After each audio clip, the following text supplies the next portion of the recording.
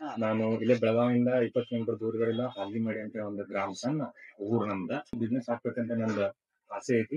ಇಂಡಿಯಾದೊಳಗ job opportunity ಕಮ್ಮಿ ಅದನ ಅಥವಾ ಟ್ಯಾಲೆಂಟ್‌ಗೆ ಸ್ವಲ್ಪ ಸ್ಕೋಪ್ ನೀವು ಯಾವ್ದೋ ಒಂದು ವಿದೇಶಕ್ಕೆ ಹೋಗ್ತಾರಂತ ಅಂದಾಗ ಹ್ಮ್. ದುಡ್ಡು ಬೇಕು. ನಾವು ಜನರು ಏನಂತಾರಂತ ಈಗ ಏನಾದ್ರು ಅವ್ರ ಬಗ್ಗೆ ತಲೆ ಕೆಡ್ಸ್ಕೊಳಕ್ ಹೋದ್ರು ಅಂತಂದ್ರೆ ನಮ್ ಕೆಲಸ ಆಗಂಗಿಲ್ಲ. ಒಬ್ಬ ಇಂಜಿನಿಯರಿಂಗ್ ಸ್ಟೂಡೆಂಟ್ ಆಸ್ ಇಂಜಿನಿಯರ್ ನಾ ಹೇಳ್ತೇನೆ, ನಾನು ಮೆಕ್ಯಾನಿಕಲ್ ಇಂಜಿನಿಯರ್. ಓಕೆ. ಆ ಹುಡುಗರು ಏನ್ ಮಾಡ್ಬೇಕಂತಂದ್ರೆ ಫೈನಲ್ ಇಯರ್ ಇದ್ದಾಗ ಹಾ. ಫೈನಲ್ ಇಯರ್ ಇದ್ದಾಗ 7th ಸೆಮ್ ಇರ್ತೈತಲ್ಲ, ಅವಾಗ ನೀವು ಪಾಸ್ಪೋರ್ಟ್ ಅಪ್ಲಿಕೇಶನ್ ಹಾಕ್ರಿ. ಕನ್ಸಲ್ಟೆನ್ಸಿ ಥ್ರೂ ಒಟ್ಟ ಹೋಗಬಾರ್ದು. ಓಕೆ. ಯಾಕಂದ್ರ ಅಷ್ಟ ಅವ್ರು 1 ಲಕ್ಷ 2 ಲಕ್ಷ ಕೇಳ್ತಾರೆ ನಿಮ್ಗೆ. ಕೇಳಿದ್ಮೇಲೆ ಆಸೆ ತೋರಿಸ್ತಾರ, ನಾವು ನಿಮ್ಗೆ 100% ಜಾಬ್ ಕೊಡಿಸ್ತೀವಿ, Okay. ಅಲ್ಲಿ ಕೂಡಲೇ ಮುಂಬೈಗೆ ಬರ್ರಿ, ಬೆಂಗಳೂರು ಬರ್ರಿ ಅಂತ ಹೇಳ್ತಾರೆ. ಒಟ್ಟ ಆ ಒಂದು ಚಟಕ್ಕೆ ಬೀಳಾಕ್ ಹೋಗ್ಬೇಡ್ರಿ. ಆ ಒಂದು ಯಾರು ನಿಮಗೆ ಕರೀತಾರಲ್ಲ ರೊಕ್ಕ ಕೊಟ್ಟಾಗ ನಿಮ್ಗೆ ಕಳ್ಸೋ ಅಂತದ್ ಏನು ನಡೆಯಂಗಿಲ್ಲ ಇಲ್ಲಿ. ಓಕೆ. ಪಾಸ್ಪೋರ್ಟ್ ಅಪ್ಲಿಕೇಶನ್ ಹಾಕ್ತಾರೆ, ಪೊಲೀಸ್ ವೆರಿಫಿಕೇಶನ್ ಬರ್ತೈತಿ. ಅಕಸ್ಮಾತ್ ನಿಮ್ದು ಏನಾದ್ರು FIR ಆಗಿತ್ತು ಅಂತಂದ್ರೆ ನೀವು ಏನಂತಾರ ಹೋಗ್ಲಿಕ್ಕೆ ಯಾವ್ದು ಅರ್ಹತೆನೇ ಇಲ್ಲ ನಿಮ್ಗೆ. ಅದು ಫ್ಯೂಚರ್ದಾಗ ಎಫೆಕ್ಟ್ ಕೊಡ್ತೈತಿ. ನಿಮ್ ಕನಸುಗಳು ಅಲ್ಲೇ ನಿಂತು. ನೀವು ಯಾರಾದ್ರೂ ಬರೋ ಇತ್ತಂದ್ರ ನಾನ್ ಕಾಂಟ್ಯಾಕ್ಟ್ ಮಾಡ್ರಿ. ನಿಮ್ಗೆ ಏನಿಲ್ಲ ಲೀಗಲ್ ಏನ್ ಡಾಕ್ಯುಮೆಂಟ್ ಬೇಕು, ಯಾವ ರೀತಿ ಹೋಗ್ತಾರ ಅನ್ನೋದ್ರ ಬಗ್ಗೆ ನಾನ್ ನಿಮ್ಗೆ ನಾ ಫೋನ್ ನಂಬರ್ ಕೊಡ್ತೀನಿ, ನೀವು ತಗೋರಿ. ಜಸ್ಟ್ ಯಾರೋ ವಿದ್ಯಾರ್ಥಿಗಳಲ್ಲಿ ಯುವಕರಾಗ್ರಿ ಯಾರು ಬೇಕಾದ್ರೆ ಬರ್ತಾನಂತಂದ್ರೆ ನಾನು ಕಾಂಟ್ಯಾಕ್ಟ್ ಮಾಡ್ರಿ, ನಾ ಅವ್ರಿಗೆ ಡೀಟೇಲ್ ಕಳ್ಸ್ತೀನಿ. ಪಾಸ್ಪೋರ್ಟ್ ಅಪ್ಲಿಕೇಶನ್ ಹಾಕಾಗ 15 ರೂಪಾಯಿ ಮೇಲೆ 1 ರೂಪಾಯಿ ಖರ್ಚಾಗಂಗಿಲ್ಲ. ನಾ ಹಾಕಿದಾಗ 1 ರೂಪಾಯಿ ಖರ್ಚು ಮಾಡಿಲ್ಲ. Naukri.com ಅಲ್ಲೇ ಐತಿ. ಇಲ್ಲಿ ಇರುವಂತ ಈ ಜಾಬ್ ಅಪ್ಲಿಕೇಶನ್ ನೀವು ಏನ್ ಯೂಸ್ ಮಾಡ್ತಾರ ಎಲ್ಲಾ ಅಲ್ಲಿ ಯೂಸ್ ಆಗ್ತಾವ. ಕನ್ಸಲ್ಟೇಷನ್ ನಿಮ್ಮನ್ನ ಏನಂತಾರೋ ಒಂದ್ ನಮ್ಮ ಭಾಷೆದಾಗ ಹೇಳ್ಬೇಕಂದ್ರೆ ಮನಿ ಮುಗಿತಾರೆ. ಫೋನ್ ನಂಬರ್ ಒಂದು ಬೇರೆ ಇರ್ತೈತೆ. ಓಕೆ. ಅವ್ರ ಮೇಲೆ ಕಂಪ್ಲೇಂಟ್ ಕೊಡಕ್ ಬರಂಗಿಲ್ಲ. ಮತ್ತೆ ಅವ್ರು ಪೊಲೀಸರು ಕೇಳ್ತಾರೆ, ಇಂಥ ದಿನ 100 ಮಂದಿ ಬರ್ತಾರೋ ಊರಿನ ಅಂತ ಕೇಳ್ಬಿಡ್ತಾರೆ. ಯಾವಾಗ ಹಿಂಗ್ ಮಾಡ್ತಾರೆ ನೀವು ಕೈಯಾಗಿನ 2 ಲಕ್ಷ ರೂಪಾಯಿ ಹಾಕೋದ್ರಿ, ಓಕೆ. ಜೀವನನೂ ಹಾಳಾಗ್ತದೆ.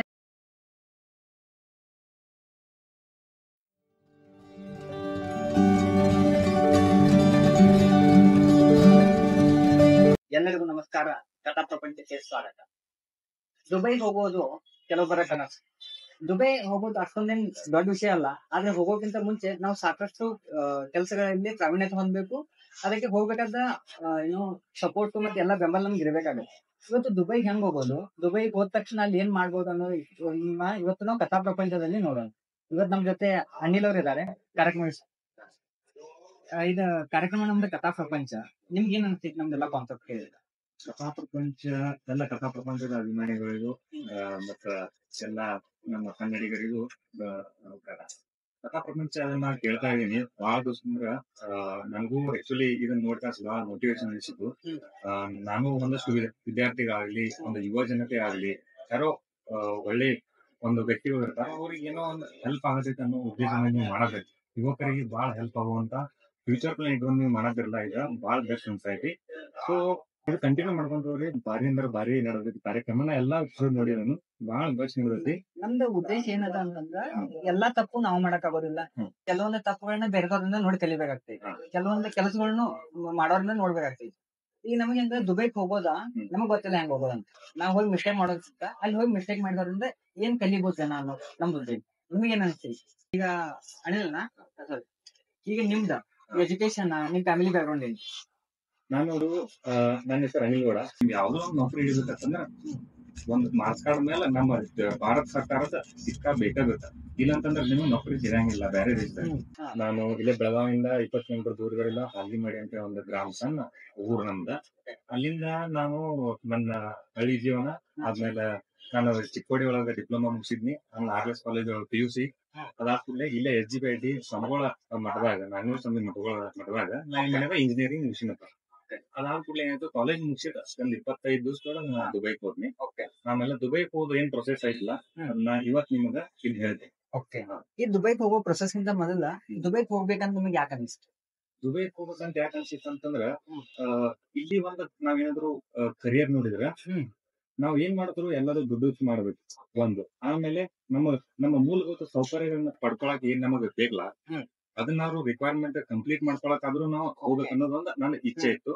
ಹೋದ್ನಿ, ರಿಕ್ವೈರ್ಮೆಂಟ್ ಕಂಪ್ಲೀಟ್ ಆದ ಕೂಡಲೇ ನಾನು ಒಳ್ಳೆ ಒಂದು ಬಿಸ್ನೆಸ್ ಹಾಕ್ಬೇಕಂತ ನಂದು ಆಸೆ ಐತಿ. ಮತ್ತೆ ನನ್ನ ಫ್ಯೂಚರ್ ಪ್ಲಾನ್ ಅನ್ನು ಐತಿ, ಅದ್ ನಾನ್ ಮಾಡ್ಬೇಕಂತ ನನ್ನ ಉದ್ದೇಶ. ಅಲ್ಲ, ಈಗ ನಿಮ್ ಪ್ರಕಾರ ಇಂಡಿಯಾದೊಳಗ ಜಾಬ್ ಅಪರ್ಚುನಿಟಿ ಕಮ್ಮಿ ಅದನ ಅಥವಾ ಟ್ಯಾಲೆಂಟ್ ಸ್ವಲ್ಪ ಸ್ಕೋಪ್ ಕಮ್ಮಿ? ಇಂಡಿಯಾದೊಳಗ ಜಾಬ್ ಅಪರ್ಚುನಿಟಿ ಕಮ್ಮಿ ಅದ ಅಂತ ಹೇಳ್ತಿಲ್ಲ, ಬಹಳ ಅಂದ್ರೆ ಬಹಳ ಅಪರ್ಚುನಿಟಿ ಇದಾವ. ಬಿಸ್ನೆಸ್ ಯಾರು ಮಾಡ್ತಾರಲ್ಲ ಇಂಡಿಯಾದಾಗ ಎಲ್ಲಾರು 100% ಸಕ್ಸಸ್ ಆಗೇ ಆಗ್ತಾರೆ. ಯಾರಿಗೆ ಕಾನ್ಸಂಟ್ರೇಷನ್ ಐತಿ, ಯಾರಿಗೆ ಏಕಾಗ್ರತೆ ಐತಿ ಅದ್ರೊಳಗ ಮನಸ್ಸು ಕೊಟ್ಟು ಯಾರು ಮಾಡ್ತಾರಲ್ಲ, ಈಗ ಯಾವ ರೀತಿ ನೀವು ಕಥಾ ಪ್ರಪಂಚ ನಡೆಸಿದಾರಲ್ಲ ನಿಮ್ ಟೀಮ್ಗೆ ಮತ್ತೆ ನಿಮಗ ಬಹಳ ಅಂದ್ರ ನಾ ಇದನ್ನ ಇಷ್ಟ ಪಡ್ತೀನಿ. ಯಾಕಂದ್ರ ಒಳ್ಳೆ ಕಾರ್ಯಕ್ರಮ ನಡೆಸಿದ್ರಿ ನೀವು. ಎಲ್ಲರಿಗೂ ಬಹಳ ಅಂದ್ರೆ ಬಹಳ ಒಳ್ಳೆ ಆಗುವಂತ ಒಂದು ಕಾರ್ಯಕ್ರಮ ಇದು. ಇದ್ರ ಮೂಲಕ ನಾನು ಎಲ್ಲಾ ಹುಡುಗರಿಗೆ, ಯಾರು ಹುಡುಗರು ಇರ್ಬೋದು, ನಮ್ಮ ಅಕ್ಕ ತಂಗಿರು ಇರ್ಬೋದು, ಅಣ್ಣ ತಮ್ಮ ಇರ್ಬೋದು, ಯಾರು ಅವ್ರಿಗೆ ಹೋಗ್ಬೇಕಂತ ಇಚ್ಛೆ ಇರಲಿಲ್ಲ, ಅವ್ರಿಗೆ ನಾ ಇವತ್ತ ಎಲ್ಲಾ ಓಪನ್ ಆಗಿ ಹೇಳ್ಬಿಡ್ತೀನಿ. ಯಾವ ರೀತಿಯಲ್ಲಿ ಹೋಗ್ಬೋದು, ಯಾವ ರೀತಿ ನಾವು ಕೆಲಸ ಬಯಸಬಹುದು, ಅವ್ರ ಜೀವನವನ್ನು ಯಾವ ರೀತಿ ಕಟ್ಕೊಳ್ಬೇಕು ಅನ್ನೋದನ್ನ ಹೇಳ್ತೀನಿ. ಈಗ ನಾವು ಒಂದು ಪ್ರಿವಿಲೈಸ್ಡ್ ಫ್ಯಾಮಿಲಿ ಇತ್ತು, ನಮ್ಮ ಅಪ್ಪ ನನ್ ಸಪೋರ್ಟ್ ಮಾಡ್ತಾರ, ನಮ್ಮ ಮಮ್ಮಿ ಸಪೋರ್ಟ್ ಮಾಡ್ತಾರ ಅಂತಂದ್ರ ಈಜಿಲಿ ಅಂತೆಲ್ಲ ಫಾರಿನ್ ಹೋಗೋ ಟ್ರಿಪ್ ಅವೆಲ್ಲ ಕನಸ್ ಕಾಣ್ಬೋದು. ನೀವಿರೋ ಒಂದು ಸಣ್ಣ ಊರ, ಅಲ್ಲಿ ನಾವು ಬೆಳಗಾವ್ ಬರ್ದು ಒಂದ್ ಕನಸಲ್ಲಿ ಮಂದಿ ಅಂತಾರ. ನೀವು ದುಬೈಕ್ ಹೋಗ್ತೇನೆ ಅಂದಾಗ ಯಾವ ಟೈಪ್ ನೀವು ಪ್ರಿಪರೇಷನ್ ಆಕೈತಿ, ಮನ್ಯಾಗ ಯಾವ ಟೈಪ್ ನಿಮ್ಗೆ ಸಪೋರ್ಟ್ ಅಥವಾ ಇರ್ತೈತಿ, ಹೆಂಗಿರ್ತೈತಿ? ಆಕ್ಚುಲಿ ಏನಂತಂದ್ರ ಹಳ್ಳಿ ಒಳಗ ಏನಾಗ್ತದಂದ್ರ ನಿಮ್ಗೆ ಗೊತ್ತಿರ್ಬೋದು, ನೀವು ಯಾವ್ದೋ ಒಂದು ವಿದೇಶಕ್ಕೆ ಹೋಗ್ತಾರ ಅಂತಂದಾಗ ದುಡ್ಡು ಬೇಕು, ಕೈಯಾಗ ರೊಕ್ಕ ಬೇಕು ಅಂತ ಹೇಳಿ ಎಲ್ಲಾರು ಅಂತಾರ. ಬಟ್ ಅದಕ್ಕೆ ಅಷ್ಟು ನೆಸೆಸಿಟಿ ಇರಂಗಿಲ್ಲ. ಅದಕ್ಕೆ ಏನ್ ಬೇಕಂದ್ರ ನೀವು ಅಲ್ಲಿ ಹೋಗ್ಬೇಕನ್ನೋದು ಏನ್ ಪ್ರೊಸೀಜರ್ ಅಂತಾರಲ್ಲ, ಅದು ನಿಮ್ಗೆ ಏನಾದ್ರು ಬೇಸಿಕ್ ಅದ್ರ ಬಗ್ಗೆ ನಾಲೆಜ್ ಇತ್ತಂದ್ರ ಆರಾಮ್ಸೆ ನೀವು ವಿದೇಶಕ್ಕೆ ಹೋಗ್ಬೋದು, ನೀವು ಕಲಿಬಹುದು, ಕಲ್ಕೊಂತ ನೌಕರಿ ಮಾಡ್ಬೋದು. ನೌಕರಿ ಮಾಡಿ ಮತ್ತ ಆಮೇಲೆ ನಿಮ್ ಜೀವನವನ್ನ ರೂಪಿಸ್ಕೊಂಡ ನೀವು ಒಳ್ಳೆ ಒಂದು ಆದಾಯವನ್ನ ಪಡಿಬಹುದು, ಸೆಟಲ್ಮೆಂಟ್ ಆಗ್ಬೋದು. ಅಲ್ಲಿ ಇನ್ನೊಂದ್ ನಮ್ದು ಪ್ರಾಬ್ಲಮ್ ಏನದ ಅಂದ್ರೆ, ನಮ್ಗ ಹಳ್ಳಿಗಳಾಗೆಲ್ಲ ಇಲ್ಲಿ ಸ್ವಲ್ಪ ಎಜುಕೇಶನ್ ಮಾಡಾಕತ್ರ ಜನ ಸಾಕ್ ಬಿಡು, ಇನ್ನೊಂದ್ ಯಾವ್ದಾದ್ರು ನೌಕರಿ ಇಡಬೇಡು ಅಂತ ಅಂತಿರ್ತಾರ. ಇಂಥ ಟೈಮ್ ನಮ್ಮ ಆಸೆಗಳನ್ನ ಜನರ ಒಪಿನಿಯನ್ ಯಾವ ಟೈಪ್ ನಾವು ಮೇಂಟೈನ್ ಮಾಡ್ಬೇಕು, ಅಥವಾ ಹೆಂಗ ನಾವು ಅದನ್ನ ದೂರ ಏನಂತಾರ, ಇನ್ನೊಂದೇನ್ ಗೊತ್ತಿಲ್ಲ, ನಾವು ಜನರು ಏನಂತಾರ ಅಂತ ಈಗ ಏನಾದ್ರು ಅವ್ರ ಬಗ್ಗೆ ತಲೆ ಕೆಡ್ಸ್ಕೊಳಕ್ ಹೋದ್ರು ಅಂತಂದ್ರೆ ನಮ್ ಕೆಲಸ ಆಗಂಗಿಲ್ಲ. ಯಾರು ಒಂಚೂರ ನೀವು ಮುಂದೆ ಬರೋ ತನಕ ನೀವ್ ಏನಾದ್ರು ಒಂದ್ ಸ್ವಲ್ಪ ಏನಂತಾರು ನಮ್ಮ ಆಸೆ ಆಕಾಂಕ್ಷೆಗಳು ಇರ್ತಾವಲ್ಲ, ಅವನೊಂಚೂರು ಬಿಟ್ಟ ನಾವ್ ಏನಾದ್ರು ನಮ್ಮ ಗುರಿಗಡೆ ಏನಾದ್ರು ಲಕ್ಷ್ಯ ಕೊಟ್ಟು 100% ಹಾಗೆ ಆಗ್ತಾರೆ. ಅದ್ರ ಬಗ್ಗೆ ಏನಂತಾರು ಡಿಸ್ಕಷನ್ ಮಾಡೋನು. ಆಮೇಲೆ ಪ್ರೊಸೀಜರ್ ಏನೈತೆ ಅನ್ನೋದನ್ನ ಎಲ್ಲ ಕ್ಲಿಯರ್ ಆಗಿ ಹೇಳ್ತೇನೆ ನಿಮ್ಗೆ. ಫಸ್ಟ್ ಏನೈತೆ ಅಂತಂದ್ರ, ಯಾರು ಈ ವಿದ್ಯಾರ್ಥಿಗಳನ್ನ ಇಡಬಹುದು, ನಾವು ಯಾವಾಗ ವಿದೇಶಕ್ಕೆ ಬರ್ಬೇಕಾಗಿ. ವಿದೇಶಕ್ಕೆ ಬರ್ಬೇಕಾಗಿತ್ತಂದ್ರೆ ವಿದ್ಯಾರ್ಥಿಗಳು ಏನ್ ಮಾಡ್ಬೇಕಂತಂದ್ರೆ, ಒಬ್ಬ ಇಂಜಿನಿಯರಿಂಗ್ ಸ್ಟೂಡೆಂಟ್, ಆಸ್ ಇಂಜಿನಿಯರ್ ನಾ ಹೇಳ್ತೇನೆ, ನಾನು ಮೆಕ್ಯಾನಿಕಲ್ ಇಂಜಿನಿಯರ್. ಆ ಹುಡುಗರು ಏನ್ ಮಾಡ್ಬೇಕಂತಂದ್ರೆ ಫೈನಲ್ ಇಯರ್ ಇದ್ದಾಗ 7th ಸೆಮ್ ಇರ್ತೈತಲ್ಲ, ಅವಾಗ ನೀವು ಪಾಸ್ಪೋರ್ಟ್ ಅಪ್ಲಿಕೇಶನ್ ಹಾಕ್ರಿ. ಪಾಸ್ಪೋರ್ಟ್ ಅಪ್ಲಿಕೇಶನ್ ಅಲ್ಲಿಂದ ಮತ್ತ ಪಾಸ್ಪೋರ್ಟ್ ಇಲ್ಲಾಂದ್ರೆ ನಾವು ಯಾವ್ದು ಹೊರದೇಶಕ್ಕೆ ಹೋಗ್ಲಾಕ ಸಾಧ್ಯ ಇಲ್ಲ. ಮೊದಲು ಪಾಸ್ಪೋರ್ಟ್ ಅಪ್ಲಿಕೇಶನ್ ಹಾಕ್ಬೇಕು. ಹಾಕಾದ್ಮೇಲೆ ಏನ್ ಮಾಡ್ಬೇಕು ಅಂತಂದ್ರೆ, ನಿಮ್ದು ಎಜುಕೇಶನ್ ಮುಗಿತಂತಂದ್ರೆ ಆಮೇಲೆ ಡಿಗ್ರಿ ಸರ್ಟಿಫಿಕೇಟ್ ನಾವು ಅದಕ್ಕೆ ಒಂದ್ ಪ್ರೊವಿಷನಲ್ ಸರ್ಟಿಫಿಕೇಟ್ ಕೊಡ್ತಾರೋ, ಅದಾದ ತಕ್ಷಣ ನೀವು ಡಿಗ್ರಿ ಸರ್ಟಿಫಿಕೇಟ್ ಅಪ್ಲೈ ಮಾಡ್ರಿ. ಸರ್ಟಿಫಿಕೇಟ್ ಸಿಕ್ಕ ತಕ್ಷಣ ಏನ್ ಮಾಡ್ರಿ ಅಂದ್ರೆ, ಅದನ್ನ ಇಂಡಿಯನ್ ಎಂಬಸಿ ಇರ್ತೈತಿ, ಇಮಿಗ್ರೇಷನ್ ಆಫೀಸ್. ಸೊ ಅವ್ರಿಗೆ ನೀವೇನಾದ್ರೂ ಆ ಸರ್ಟಿಫಿಕೇಟ್ ಕಳಿಸಿ, ಅಲ್ಲಿ ಎಂಬಸಿ ಸೀಲ್ ಬೇಕಾಗ್ತೈತಿ. ನೀವ್ ಯಾವ್ದೋ ಒಂದು ನೌಕರಿ ಹಿಡಿಬೇಕಂತಂದ್ರ ಒಂದ್ ಮಾರ್ಕ್ಸ್ ಕಾರ್ಡ್ ಮೇಲೆ ನಮ್ಮ ಭಾರತ ಸರ್ಕಾರದ ಸಿಕ್ಕ ಬೇಕಾಗುತ್ತೆ. ಇಲ್ಲಂತಂದ್ರೆ ನೀವು ನೌಕರಿ ಸಿಗಂಗಿಲ್ಲ ಬೇರೆ ದೇಶದಾಗ. ಆಯ್ತಾ? ಪಾಸ್ಪೋರ್ಟ್ ಬೇಕು, ಅದಾದ್ಮೇಲೆ ಒಂದು ಡಿಗ್ರಿ ಸರ್ಟಿಫಿಕೇಟ್ ಬೇಕು. ಅದಾದ್ಮೇಲೆ ಯಾವ ದೇಶಕ್ಕೆ ಹೋಗ್ತೀವಲ್ಲ, ಈಗ ನಾನು ದುಬೈಕ್ ಹೋಗಿದ್ದೇನೆ, ದುಬೈಕ್ ಹೋಗಾಗ ದುಬೈ ವೀಸಾ ಬೇಕು. ಅಲ್ಲಿ ದುಬೈದಾಗ ಎಷ್ಟು ತರ ವೀಸಾ ಅದಾವ ಅಂತಂದ್ರ, ಒಂದು ಎಂಪ್ಲಾಯ್ಮೆಂಟ್ ವೀಸಾ ಬರ್ತೈತಿ, ಒಂದು ಟೂರಿಸ್ಟ್ ವೀಸಾ ಬರ್ತೈತಿ, ಮತ್ತೆ ಇನ್ನೂ ಗೋಲ್ಡನ್ ವೀಸಾ ಅಂತ ಬರ್ತಾವ, ನಾನಾ ತರದ ವೀಸಾ ಬರ್ತಾವ. ಸೊ ನಮಗೇನ್ ರಿಕ್ವೈರ್ಮೆಂಟ್ ಐತಿ, ಟೂರಿಸ್ಟ್ ವೀಸಾ. ಅದಾದ ಕೂಡಲೇ ನಿಮಗೆ ಯಾವ್ದೋ ಒಂದು ಕಂಪ್ನಿ ಆಫರ್ ಮಾಡಿದ್ರೆ ಅವ್ರು ನಿಮಗೆ ಎಂಪ್ಲಾಯ್ಮೆಂಟ್ ವೀಸಾ ಅಂತ ಕಳಿಸ್ತಾವ. ಆಯ್ತಾ? ಟೂರಿಸ್ಟ್ ವೀಸಾ ಒಳಗೆ ಏನಿರ್ತೈತಿ ಅಂದ್ರ, ಅದು ಒಂದು 15 ದಿವಸದ ಇರ್ತೈತಿ, ಆಮೇಲೆ 1 ತಿಂಗಳ ಇರ್ತೈತಿ, 2 ತಿಂಗಳು, 3 ತಿಂಗಳು, ಲಾಸ್ಟ್ 3 ತಿಂಗಳ ಕೂಡಲೇ ಅದನ್ನ ರಿನ್ಯೂವಲ್ ಮಾಡಿಸೋದು. ಆಯ್ತಾ? ಟೂರಿಸ್ಟ್ ಇದಾಗ ಹೋಗುದು, ಇಲ್ಲಿಂದ ನಾವೇನ್ ಮಾಡೋದಂದ್ರ ಒಂದು ಕನ್ಸಲ್ಟೆನ್ಸಿ. ಮತ್ತೆ ಇನ್ನೊಂದು ವಿದ್ಯಾರ್ಥಿಗಳು ಹೇಳೋದಂತಂದ್ರ, ಕನ್ಸಲ್ಟೆನ್ಸಿ ಥ್ರೂ ಒಟ್ಟ ಹೋಗಬಾರ್ದು. ಯಾಕಂದ್ರ ಅಷ್ಟ ಅವ್ರು 1 ಲಕ್ಷ 2 ಲಕ್ಷ ಕೇಳ್ತಾರೆ. ನೀವು ಕೇಳಿದ್ಮೇಲೆ ಆಸೆ ತೋರಿಸ್ತಾರ, ನಾವು ನಿಮ್ಗೆ 100% ಜಾಬ್ ಕೊಡಿಸ್ತೀವಿ, ಅಲ್ಲಿ ಕೂಡಲೇ ಮುಂಬೈಗೆ ಬರ್ರಿ, ಬೆಂಗಳೂರು ಬರ್ರಿ ಅಂತ ಹೇಳ್ತಾರೆ. ಒಟ್ಟ ಆ ಒಂದು ಚಟಕ್ಕೆ ಬೀಳಾಕ್ ಹೋಗ್ಬಾರ್ರಿ. ಆ ಒಂದು ಯಾರು ನಿಮಗ್ ಕರೀತಾರಲ್ಲ, ರೊಕ್ಕ ಕೊಟ್ಟಾಗ ನಿಮ್ಗೆ ಕಳ್ಸೋ ಅಂತದ್ ಏನು ನಡೆಯಂಗಿಲ್ಲ ಇಲ್ಲಿ. ಅದೇನಾದ್ರು ನೀವು ಅಲ್ಲೇನಾದ್ರು ದುಬೈದವ್ರಿಗೆ ಗೊತ್ತಾತಂದ್ರ, ದುಬೈ ಗೌರ್ಮೆಂಟ್ ದವ್ರಿಗೆ ನೀವು ರೊಕ್ಕ ಕೊಟ್ಟು ಬಂದಿರಿ ಅಂತ ಗೊತ್ತಾದ್ಮೇಲೆ ನಿಮ್ಮನ್ನ ಅವ್ರ ಸೀದಾ ಮನಿ ಕಳ್ತಾರ ಅಂತಂದಿದ್ರು. ಸೊ ಆಮೇಲೆ ಟೂರಿಸ್ಟ್ ವೀಸಾ ಬೇಕು. ಟೂರಿಸ್ಟ್ ವೀಸಾ ತಗೊಂಡ್ ನಾವೇನ್ ಮಾಡೋದು ಅಂತಂದ್ರೆ, ಹೋಗೋದಲ್ಲಿ ಒಂಚೂರು ಬಜೆಟ್ ಇಟ್ಕೊಳ್ಳೋದು. ಈಗ ನೋಡಿ, ಮಿನಿಮಮ್ ಫ್ಲೈಟ್ ಚಾರ್ಜ್ ಎಷ್ಟು ಇರ್ತೈತಿ ಅಂದ್ರೆ 12 ರಿಂದ 15 ಸಾವಿರ ರೂಪಾಯಿ ಇರ್ತೈತಿ. ಇದು ಯಾವಾಗ ಅಲ್ಲಿ ಏನಂತಾರೋ ಟೂರಿಸಂ ಕಡಿಮೆ ಇದ್ದಾರೆ. ಇಲ್ಲ ಅಂತಂದ್ರೆ 50,000 40,000 ಅದಕ್ಕೇನ ಬಹಳ ಚಾರ್ಜ್ ಇರ್ತೈತಿ. ಒಂದ್ ಸೆಕೆಂಡ್, ನಾವ್ ಈಗ ದುಬೈಕ್ ಹೋಗೋದ ಇದೆಲ್ಲ ಪ್ರೊಸೀಜರ್ ಓಕೆ, ಬಟ್ ಇದಕ್ಕಿಂತ ಮೊದಲ ವೀಸಾ ಅಪ್ಲೈ ಮಾಡ್ತೀವಿ, ನೀವು ಎಂಬಸಿ ಕಡೆಯಿಂದ ಡಾಕ್ಯುಮೆಂಟ್ ವೆರಿಫಿಕೇಶನ್ ಆಗ್ತೈತಿ, ಬ್ಯಾಕ್ಗ್ರೌಂಡ್ ವೆರಿಫಿಕೇಶನ್ ಪೊಲೀಸ್ ಸ್ಟೇಷನ್ ಬರ್ತೈತಿ. ನಮ್ದೇನ್ ಆಸೆ, ನಮ್ ಮುಂದೆ ನಾ ದುಬೈಕ್ ಹೋಗೋದ ನನ್ನ ಆಸೆ ದೊಡ್ಡ ಅದಾವ. ಬಟ್ ನಾವ್ ಕೆಲವೊಂದು ಹುಡುಗರು ಏನ್ ಮಾಡ್ತಾರ ಅಂತಂದ್ರೆ, ಸಣ್ಣ ವಯಸ್ಸೊಳಗೆ ಅಲ್ಲಿ ಇಲ್ಲಿ ಗದ್ದಲ ಮಾಡಕ್ ಹೋಗಿ ಏನೊಂದು ಕೇಸ್ಕೊ ಮಾಡ್ಕೊಂಡ್ಬಿಡ್ತಾರೆ. ಕೇಸ್ಕೊ ಎಷ್ಟು ಹಿಡಿತಾವ ನಮ್ ಮುಂದೆ ಹೋಗಾಕ. ಅವ್ರ ನೀವು ಏನಾದ್ರು ಒಂದು police verification police passport application ಹಾಕ್ತಾರೆ, ಪೊಲೀಸ್ ವೆರಿಫಿಕೇಶನ್ ಬರ್ತೈತಿ. ಅದ್ರ ಮಾತ್ರ ಏನಾದ್ರು FIR ಆಗಿತ್ತಂತಂದ್ರೆ ನೀವು ಏನಂತಾರೋ ಹೋಗ್ಲಿಕ್ಕೆ ಯಾವ್ದು ಅರ್ಹತೆನೇ ಇಲ್ಲ ನಿಮ್ಗೆ. ಯಾಕಂದ್ರ ಪೊಲೀಸರು ಯಾಕೆ ನಿಮ್ಗೆ ಬೇರೆ ದೇಶಕ್ಕೆ ಕಳ್ಸಂಗಿಲ್ಲ ಅಂತಂದ್ರ, ಈ ಹುಡುಗ ನಮ್ಮ ದೇಶದಾಗ ನಮ್ಮ ಏನಂತಾರೋ ಅಹಿತಕರ ಘಟನೆ ಮಾಡಿದಾನೆ ಅಂತಂದ್ರ ಅಲ್ಲಿ ಹೋಗಿನೋ ನಮ್ಮ ದೇಶದ ಅಭಿಮಾನ ನೀವು ಕಳಿತ ಅನ್ನೋ ಒಂದು ಉದ್ದೇಶದಿಂದ ಅವ್ರು ಇನ್ನೂ ತಪ್ಪಾಗಿಲ್ಲ. ಅಂದ್ರೆ ಕಾಲೇಜ್ದವ್ರು ಏನೊಂದ್ ತಪ್ಪ ಮಾಡ್ತಾರ ಅಂತಂದ್ರ ಒಂದ್ ಸೀಟ್ ರದ್ದೈತಿ ನಾವ್ ಏನೋ ಮಾಡಕ್ ಹೋಗಿ ಬಡದಾಗಿ ಬಿಡ್ತೇವೆ ಕಾಲೇಜ್ ಟೈಮ್. ಸೊ ಇದು ಎಷ್ಟು ತಪ್ಪ ಮತ್ತೆ ಹುಡುಗರು ಮುಂದಿನ ಫ್ಯೂಚರ್ ಹೆಂಗ್ ಕೆಲಾಗಿ ಇಟ್ಕೊಂಡು ಎಜುಕೇಶನ್ ಮಾಡ್ಬೇಕಂದ್ರೆ ವಿದ್ಯಾರ್ಥಿಗಳು ಆಕ್ಚುಲಿ ನೀವು ಗೊತ್ತಿದ್ದ ಪ್ರಕಾರ ಅವ್ರ ಮೇಲೆ FIR ಆಗಂಗಿಲ್ಲ. ಬಟ್ ಅದು ಫ್ಯೂಚರ್ ಎಫೆಕ್ಟ್ ಮಾತ್ರ 100% ಆಗೇ ಆಗ್ತದೆ. ಅದ್ರ ಸಂಬಂಧ ವಿದ್ಯಾರ್ಥಿಗಳು ಆ ರೀತಿ ಒಂದು ಜಗಳ ಮಾಡೋದಾಗ್ಲಿ, ಪೊಲೀಸ್ನ ಜಗಳ ತಗೊಂಡು ಹೋಗೋದಾಗ್ಲಿ, ಆ ರೀತಿ ಯಾವ್ದೊಂದು ಕೆಲಸ ಕಾರ್ಯ ಮಾಡಕ್ ಹೋಗ್ಬೇಡ್ರಿ. ಯಾರಿಗೆ ನಿಮಗ ಪ್ರದೇಶಕ್ಕೆ ಹೋಗ್ಬೇಕನ್ನೋ ಉದ್ದೇಶದವ್ರು ಇದ್ದಾರಲ್ಲ, ಯಾವ ರೀತಿ ಆ ಅಹಿತಕರ ಘಟನೆಯನ್ನು ಮಾಡ್ಕೊಳಕ್ ಹೋಗ್ಬೇಡ್ರಿ. ಯಾಕಂದ್ರೆ ಆ ಫ್ಯೂಚರ್ದಾಗ ಎಫೆಕ್ಟ್ ಕೊಡ್ತೈತಿ. ನಿಮ್ ಕನಸುಗಳು ಅಲ್ಲೇ ನಿಂತು ಹಂಗ ನಿಂಗ್ ಗೊತ್ತಿರೋ ಒಂದ್ ಎಕ್ಸಾಂಪಲ್ ಯಾರೊಬ್ರು ಬಾಳ ಶಾನೆ ಅದಾರ, ಅವ್ರ ಇನ್ನು ಫ್ಯೂಚರ್ ಬಾರಿ ಇರ್ತಾವಲ್ಲ, ಏನೋ ತಪ್ಪು ಮಾಡಿ ಟ್ರಕ್ ಆದವ್ರ ನಿಮ್ಗೆ ಯಾರೇ ಒಂದ್ ಎಕ್ಸಾಂಪಲ್ ಅಥವಾ ನೋಡಿದವ್ರ? ಆ ರೀತಿ ವಿದ್ಯಾರ್ಥಿಗಳು ಯಾರು ನಾವು ನೋಡಿಲ್ಲ. ಬಟ್ ಯಾರು ಕೇಳಿಲ್ಲ ಅನ್ನಕಂದ್ರ ಇದೆಲ್ಲ ನಾವು ಇದ್ರಲ್ಲಿ ನೋಡಿದ್ವಿ, ವೆಬ್ಸೈಟ್ ದಲ್ಲಿ ನೋಡಿದ್ದು, ಯೂಟ್ಯೂಬ್ ಅಲ್ಲಿ ನೋಡಿದ್ದು, ಟಿಕ್ಟಾಕ್ ಅಲ್ಲಿ ಇಲ್ಲ ಇದೇ ರೀತಿ ಇನ್ಫಾರ್ಮೇಶನ್ ನಮಗೆ ಗೊತ್ತಿತ್ತು. ಕನ್ನಡ ಯಾವ್ದು ನೋಡಿದ್ ನಮ್ಗೆ ಅದ್ರ ಬಗ್ಗೆ ಅಷ್ಟ ಐಡಿಯಾ. ಬಟ್ ನಿಮ್ ಪ್ರಕಾರ ಈಗ ನಾಳೆ ಹೋಗಾರ ಇವನ್ನೆಲ್ಲ ಮೊದ್ಲ ಪ್ಲಾನ್ ಮಾಡ್ಕೋಬೇಕು ಒಂದ್ 5-6 ವರ್ಷದಿಂದ. 5-6 ವರ್ಷದಿಂದ ನಮ್ದೇನಿಲ್ಲ. ನೀವು 6 ತಿಂಗಳ ಮೊದ್ಲು ಪ್ರಿಪರೇಷನ್ ಮಾಡಿದ್ರು. ಮತ್ತೆ ಇನ್ನೊಂದ್ ಯಾಕಂದ್ರ ನೀವು ಯಾರಾದ್ರೂ ಬರೋ ಇತ್ತಂದ್ರ ನಾನ್ ಕಾಂಟ್ಯಾಕ್ಟ್ ಮಾಡ್ರಿ. ನಿಮ್ಗೆ ಏನಿಲ್ಲ ಲೀಗಲ್ ಏನ್ ಡಾಕ್ಯುಮೆಂಟ್ ಬೇಕು, ಯಾವ ರೀತಿ ಹೋಗ್ತಾರ ಅನ್ನೋದ್ರ ಬಗ್ಗೆ ನಾನ್ ನಿಮ್ಗೆ ನಾ ಫೋನ್ ನಂಬರ್ ಕೊಡ್ತೀನಿ, ನೀವು ತಗೋರಿ. ಜಸ್ಟ್ ಯಾರೋ ವಿದ್ಯಾರ್ಥಿಗಳಲ್ಲಿ ಯುವಕರಾಗ್ರಿ ಯಾರು ಬೇಕಾದ್ರೆ ಬರ್ತಾನಂತಂದ್ರೆ ನಾನು ಕಾಂಟ್ಯಾಕ್ಟ್ ಮಾಡ್ರಿ, ನಾ ಅವ್ರಿಗೆ ಡೀಟೇಲ್ ಕಳಿಸ್ತೀನಿ. ಮತ್ತ ಅವು ಯಾವ ರೀತಿಯಲ್ಲಿ ಬರ್ತಾರ ಅನ್ನೋದು ನಮ್ ದೋಸ್ತರು ಅಲ್ಲಿ ಜಾಸ್ತಿ ಜನ ಅದಾರ. ಏನಂತಾರ ಪ್ರಿಂಟಿಂಗ್ ಆಫೀಸ್ ಇರ್ತಾವಲ್ಲ, ನಾವು ಅಲ್ಲಿ ಅಂತೀವಿ ಅವರಿಗೆ. ಸೊ ಆ ಆಫೀಸ್ದವ್ರಿಗೆ ನಾವು ಅವ್ರಿಗೆ ಕಾಂಟ್ಯಾಕ್ಟ್ ಮಾಡಿ ಕೊಡ್ತೀವಿ, ಯಾರು ಬರೋದು ಬರ್ಬೋದು. ಎಜುಕೇಶನ್ ಬ್ಯಾರಿಯರ್ ಅದ, ಮಿನಿಮಮ್ 10th ಆಗಿರ್ಬೇಕಾ 12 ಆಗಿರ್ಬೇಕಂತ ಇನ್ನೊಂದು ಏನ್ ಕಾನೂನು ಈಗ ಒಂದ್ ವರ್ಷ ಆಯ್ತು, ಮಿನಿಮಮ್ ಕ್ವಾಲಿಫಿಕೇಶನ್ ಅಂತ ಬೇಕೇ ಬೇಕು. ITI ಇರ್ಬೋದು, ಡಿಪ್ಲೊಮಾ ಇರ್ಬೋದು, ಟೆಕ್ನಿಕಲ್ ಬ್ಯಾಕ್ ಗ್ರೌಂಡ್ ಬರೋರಿಗೆ ಆ ರೀತಿ ಐತಿ. ಆಮೇಲೆ PUC ಮೇಲೆ ವಿದ್ಯಾರ್ಥಿಗಳು ಏನಿದೆ ಈ ಸರ್ಟಿಫಿಕೇಟ್ ಇಲ್ಲದೆ ಅಲ್ಲಿ ಜಾಬ್ ನಿಮಗೆ ಕೊಡೋದಿಲ್ಲ. ಮೊದಲಿಗೆ ನಂಗೆ ಯಾವ್ದು 18 ಮೇಲೆ ಬಂದ್ ಅಲ್ಲಿ ಸ್ಕಿಲ್ಡ್ ಲೇಬರ್ ಇರ್ತಾರಲ್ಲ, ಲೇಬರ್ ಇರ್ಬೋದು. ಬಟ್ ನಾವು ಕಡೆ ಸರ್ಟಿಫಿಕೇಟ್ ಇಲ್ಲ ಅಂತಂದ್ರೆ 20 ವರ್ಷದ ಎಕ್ಸ್ಪೀರಿಯನ್ಸ್ 0 ಆಗೈತಿ ಈಗ ಅಲ್ಲಿ. ಅದ್ರ ಸಂಬಂಧಾಗಿ ಎಲ್ಲಾ ವಿದ್ಯಾರ್ಥಿಗಳು certificate without certificate education certificate ಇರೋದ್ಲೆ ಯಾರು ಬರಕ್ ಹೋಗ್ರಿ. ಮತ್ತೆ ನಿಮ್ಗೆ ಫ್ಯೂಚರ್ ಆಗಿಲ್ಲ. ಓಕೆ, ನಾವೀಗ ದುಬೈ ಬಂದ್ವಿ, ಅಲ್ಲಿ ಇರ್ಬೇಕಾದ್ರೆ ನಮ್ದು day to day life cost ನ ಮೇಂಟೈನ್ ಮಾಡ್ಬೇಕಾಗ್ತೈತಿ. ಸೊ ಹಿಂಗಿದ್ದಾಗ ನಾವು ಇಂಡಿಯಾದಾಗ ಜಾಬ್ ಸರ್ಚ್ ಮಾಡಿ ದುಬೈ ಬರ್ಬೇಕು ಅಥವಾ ದುಬೈ ಬಂದು ಜಾಬ್ ಸರ್ಚ್ ಮಾಡಿದ್ರೆ ಬೆಟರ್? ಈಗ 2 ತರ ಆಪ್ಷನ್ ಬರ್ತಾವ. ಒಂದು ಚಲೋ ಕಾಲೇಜ್ ಅಂತಾರಲ್ಲ ನೀವು, ಆ ರೀತಿ ಏನಾದ್ರು ಕಾಲೇಜ್ ಒಳಗೆ ಇತ್ತಂದ್ರ ನೀವೇನ್ ಮಾಡಿದ್ರಿ, ಅಲ್ಲಿ ಕ್ಯಾಂಪಸ್ ಆಗ್ತಾವ. ಕ್ಯಾಂಪಸ್ ಥ್ರೂ ನೀವು ಔಟ್ ಆಫ್ ಕಂಟ್ರಿ ಹೋಗ್ಬೋದು, ಇಲ್ಲಾಂದ್ರೆ ದುಬೈ ಬರ್ಬೋದು. ಓಕೆ, ಆದ್ರೆ ನಾವು ಖುದ್ದಾಗಿ ಹುಡಿಕೊಂಡ್ ಹೋಗೋದಿತ್ತಂದ್ರ ನಾವು ಟೂರಿಸ್ಟ್ ವೀಸಾ ಮೇಲೆ ಹೋಗ್ಬೇಕು. ಅದು ಬಿಟ್ರೆ ಬೇರೆ ಆಪ್ಷನ್ ಇಲ್ಲ. ಇಲ್ಲ ಅಂತಂದ್ರ ಯಾರಾದ್ರೂ ನಾವು ರೆಫರೆನ್ಸ್ ಮಾಡಿದ್ರ ಅವ್ರ ಕಡೆಯಿಂದ ಎಂಪ್ಲಾಯ್ಮೆಂಟ್ ವೀಸಾ ಕಳಿಸ್ಬೋದು. ಓಕೆ. ಸೊ ಈಗ ಟೂರಿಸಂ ವೀಸಾ ತಗೊಂಡ್ ಹೋಗೋ ವಿದ್ಯಾರ್ಥಿಗಳು ಯಾವ ರೀತಿಯಲ್ಲಿ ಬರ್ಬೋದು ಅನ್ನೋದನ್ನ ಕೇಳೋಣ. ಓಕೆ, ಟೂರಿಸಂ ವೀಸಾ ತರಿಸೋದು, ಆಮೇಲೆ ಇಲ್ಲಿ ನಿಮ್ಗೆ ಗೊತ್ತಿರ್ಬೇಕು ಪಾಸ್ಪೋರ್ಟ್ ಆಫೀಸ್ ಇರ್ತಾವು, ಯಾವ್ದು ಪ್ರಿಂಟಿಂಗ್ ಆಫೀಸ್ ಇರ್ತೈತಿ, ಜೆರಾಕ್ಸ್ ಅಂಗಡಿ ಇರ್ತಲ್ಲ, ಅವ್ರಿಗೆ ಕೇಳಿದ್ರೆ ಅವ್ರು ನಿಮ್ಗೆ ಏನಂತಾರೆ ಪಾಸ್ಪೋರ್ಟ್ ಅಪ್ಲಿಕೇಶನ್ ಹಾಕ್ತಾರೆ. ನೀವು ಮೊಬೈಲ್ ಹಾಕ್ಬೋದು.